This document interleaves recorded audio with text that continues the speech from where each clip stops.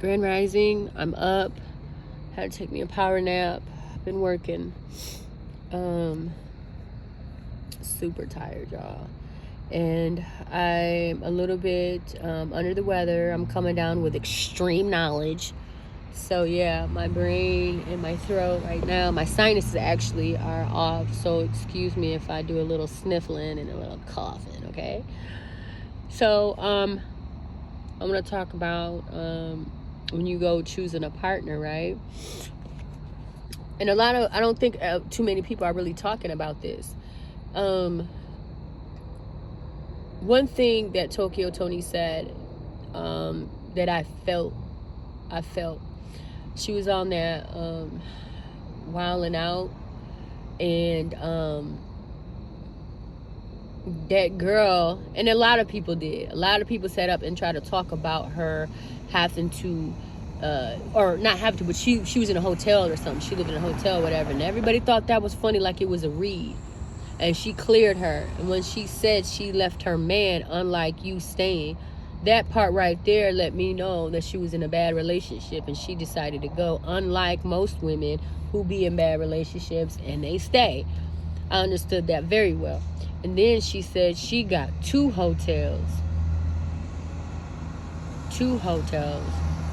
And she grinded. She was hustling so she could turn around and buy a $6,000 house. If you didn't understand or even felt what she said there, this is going to go way over your head, because I understood everything she said, right? That's a real hustler. That's grinding. You know what I mean? And a lot of people can't do that. This is either gender. And why? Because you're too busy worried about what everybody else thinks. You're too busy worrying about how you come off, or that reputation that you know, I gotta have a good reputation for people to like me or to be likable. And you know, if that's you, that's fine, that's okay. But you don't understand what she's talking about, or understand anybody when they talk about, I need to hustle, I need to grind, this is what I need to do. I need to sacrifice these things so I can get what I want.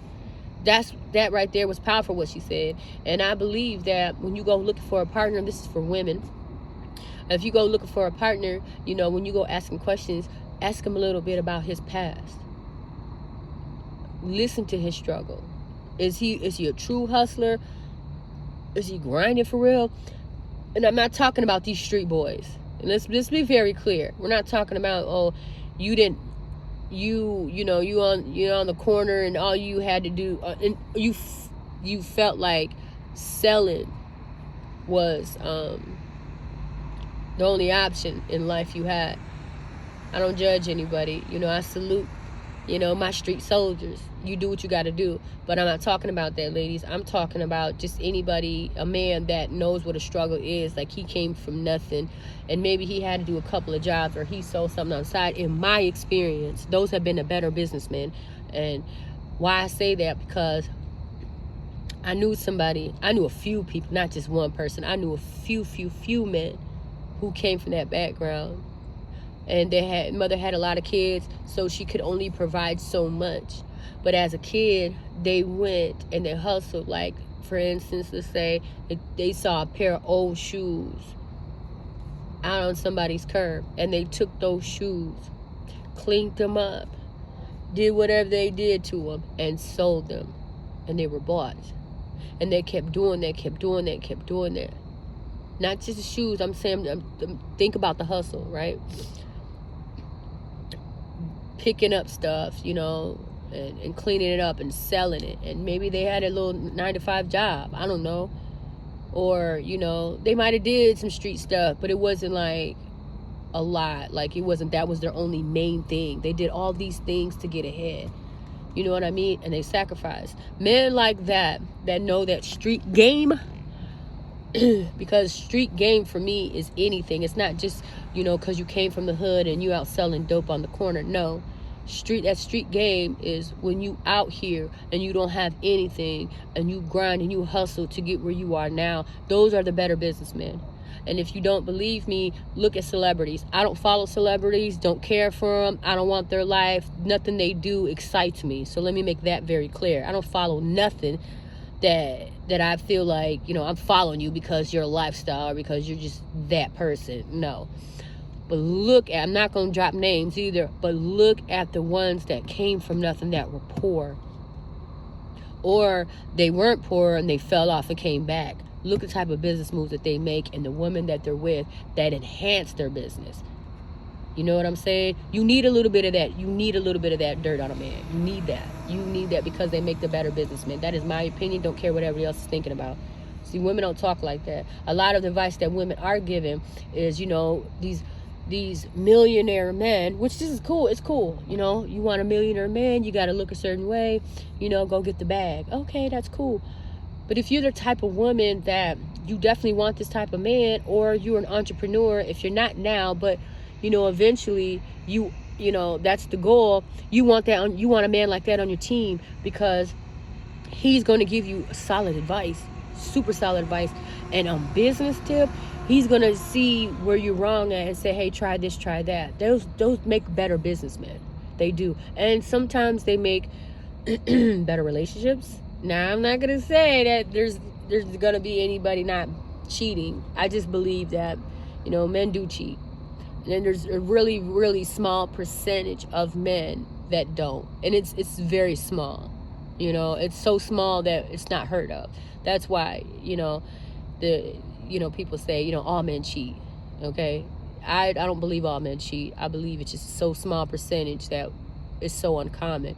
Majority of men cheat. They do. And I don't care what reason they are, they just do. No one cares, right? But I am saying, as far as being stability and a woman, because we need somebody to add value to us, that is the type of man I definitely would recommend. Okay? It's okay wanting someone who is, you know, financially together. That should be the goal. But the main goal should be you. You should always have your own foundation. Don't rely on somebody, because as much as these millionaires have these bags and give you this comfort life, let me tell you something. Somewhere along the line, they're going to come up short. And the thing is, you can have all the money in the world, but a lot of the times, having all that money means he's going to be lacking somewhere else, and that's probably going to be time. And it's not probably. Let me take that word out of there. It's going to be time. For you to have this extravagant lifestyle and you go for a man just because of his money, the bag, you're going to lack. And hey, if you're the type of woman like, hey, you ain't got to talk to me, just keep dropping that money, materialistic things, if that's what turns you on and you're comfortable with that, then you go on ahead, girl. I ain't mad at you. Get that money. But if you're a type of woman that, you know, like, I want to be in this relationship with this man, you know, I love him, and, you know, I want it to be a balance. You definitely want to make sure you have your own money, because it just works out better like that, you know. And the men switch so much. Like, one minute you can be with them and then the next minute they're onto something else. And if you totally rely on him, you know, you're going to struggle. You will, if you don't have your own foundation. So it's always important to make sure you got your own foundation, and that you have a hustle about yourself. Always have your own money, and you don't got to tell him everything. You know, keep your own bag a secret. In case he flips, you can go. But definitely, when you're coming up, find a man with that little bit of struggle to him. They just make the better businessman.